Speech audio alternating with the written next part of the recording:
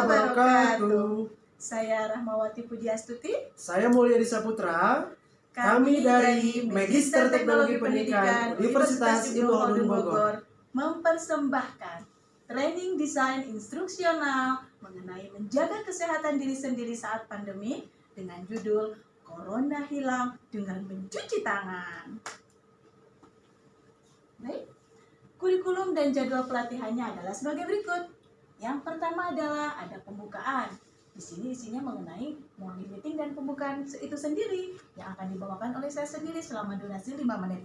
Kemudian materi 1 ada pengenalan COVID, materi 2 pentingnya menjaga kesehatan, yang ketiga kuis, dan yang keempat adalah praktek cara mencuci tangan, dan yang kelima diskusi, dan yang keenam penutup mengenai review materi dan penutupan itu sendiri. Kami nanti akan berkolaborasi dengan Bapak Mulyadi. Oke, Ibu Rahma.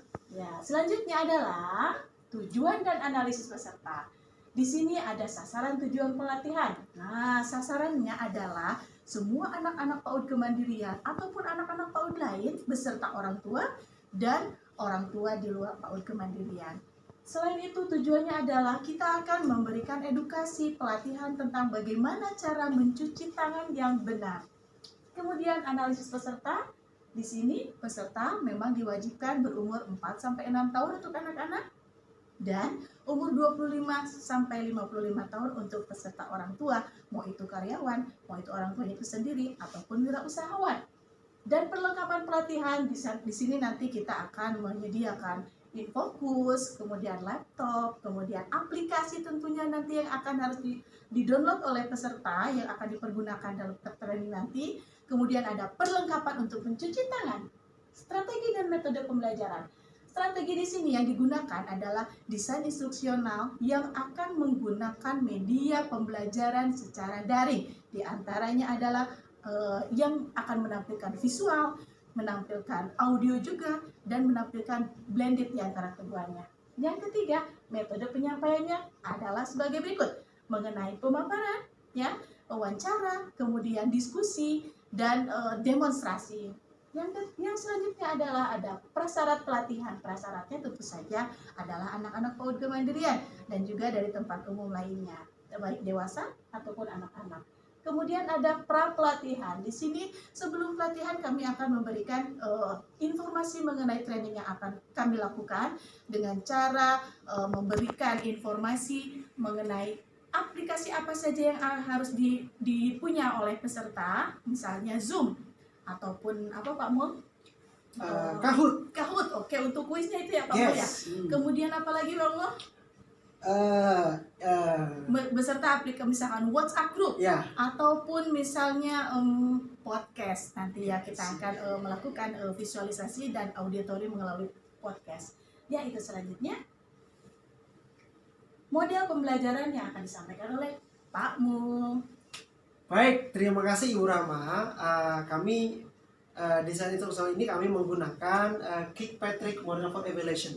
Ya, untuk Kirkpatrick bahwa ini ada piramidanya, ya, mulai dari action, learning, behavior, dan result. Makanya kita ingin mengukur sejauh mana training kita adalah efektif atau tidak dengan menggunakan pendekatan Kirkpatrick model seperti itu ya.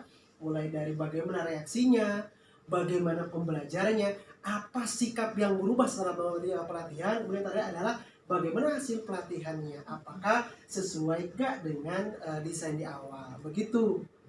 Jadi Pak Mul, jadi model Kirkpatrick for Evaluation ini adalah nanti akan dilihat bagaimana nih perubahan tingkah laku diambil, apakah hasil penelitian pelatihan kami ini dijalankan oleh orang tua atau anak-anak di rumah ataupun tidak. Itu salah satunya. Oke, selanjutnya.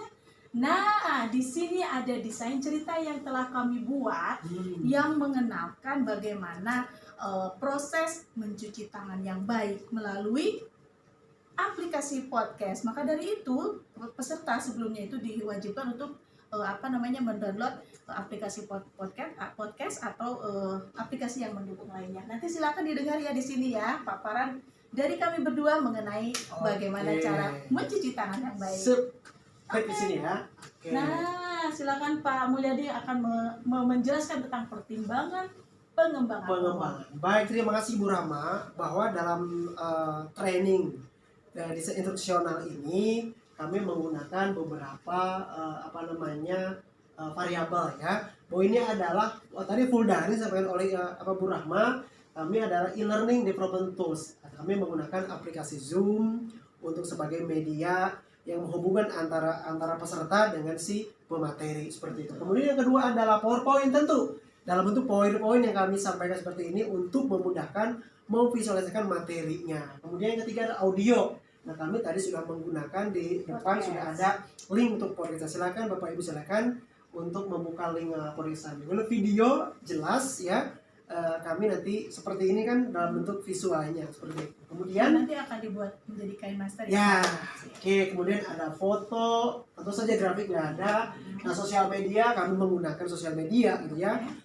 Tadi sudah ada podcast, nanti ada Spotify, kemudian ada yang WhatsApp nanti akan di-share di YouTube, ya, di gitu YouTube. ya, di sosmednya seperti betul. Facebook, Twitter, Instagram dan Betul. sebagainya. Baik. Kemudian, nah ada penugasan tentu saja karena tadi menurut Kirkpatrick juga harus ada result ya, Betul. behaviornya seperti apa Supaya gitu kan. ketahuan gitu hasilnya. Yes, that's right. Next. Nah, isi materinya sepertinya Bunda Rama aja yang menjelaskan. Silakan. Ya. Oke. Di sini isi materinya mengenai tips terhindar dari virus corona. Caranya adalah yang pertama rajin mencuci tangan, Oke. yang kedua menjaga jarak, Oke. sip. Yang ketiga tidak menyentuh wajah, So. di antaranya mata, hidung dan mulut.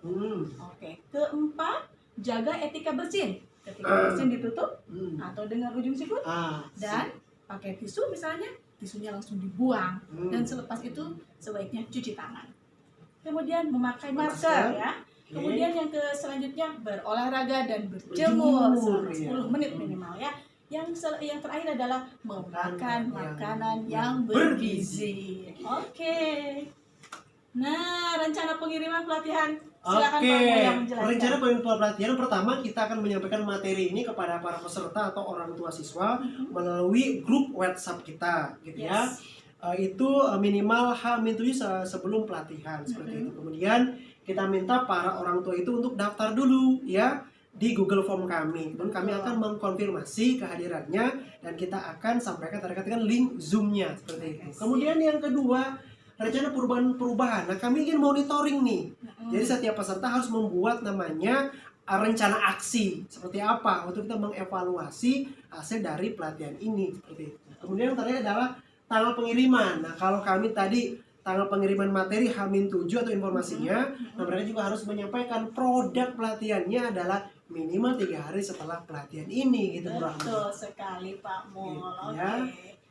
Selanjutnya penilaian kebutuhan instruksional nih Pak Mul. Yang pertama penilaian dari sisi SDM. Oke, sip. Oke. Kedua dari sisi Organisasi tentu ini sip. terkait dengan PAUD kemandiriannya. Betul gitu sekali. ya. Yang selanjutnya mengenai hasil yang diinginkan. Tadi dengan tujuan ya. Tujuan tadi ya. Jadi anak sudah terbiasa, jadi habit lah. Oke, Cuci tangan itu atau biaya hidup sehat itu menjadi habit seperti itu. Yes. Kemudian yang selanjutnya analisis perilaku.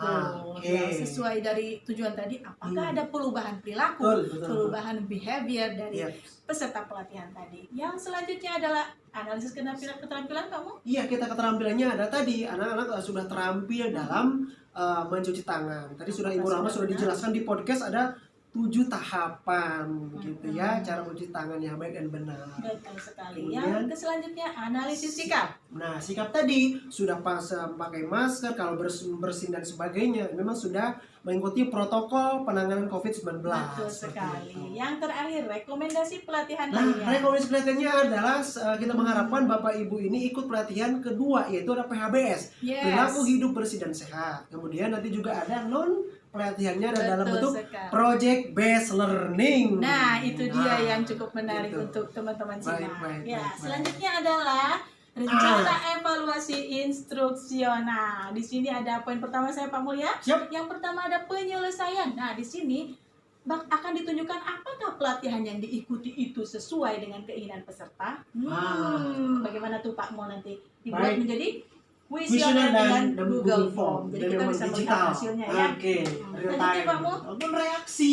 Nah, bagaimana tanggapan? Kan ada dua arah gitu ya, antara si pemateri dan si audiens seperti itu. Pakai Google Form juga kita adalah sudah namanya digital semuanya begitu. Betul. Baik. Dan selanjutnya adalah performa. Seberapa Iya. baik sih pelatihan itu diterapkan? Ini dapat diukur dengan mengamati kinerja yang sebenarnya setelah Oke. dilakukan. Dan di sini kelihatan jumlah peserta yang upload tugas melalui Ah. LMS berapa orang. Nah, di situ bisa Siap. kelihatan Oke. hasil evaluasinya seperti Oke. apa. Yang terakhir Pak Muam. Dan hasilnya bagaimana gitu kan? Dan hasilnya ini ya tadi sudah sesuai dengan Kirkpatrick Model for Evaluation ya, ada Yes. perubahan hasil dan sebagainya. Nanti kan bisa jadi publikasi lembaga dan juga program yang Betul lain. sekali, sangat membantu ya buat Baik. lembaga ya Pak Sip, Mul ya. sip, sip. Selanjutnya adalah kami mengucapkan terima kasih sudah mengikuti pelatihan ini, paparan pelatihan ini, dan kami Undur diri. mengucapkan ya, wassalamualaikum Assalamualaikum warahmatullahi warahmatullahi wabarakatuh. wabarakatuh.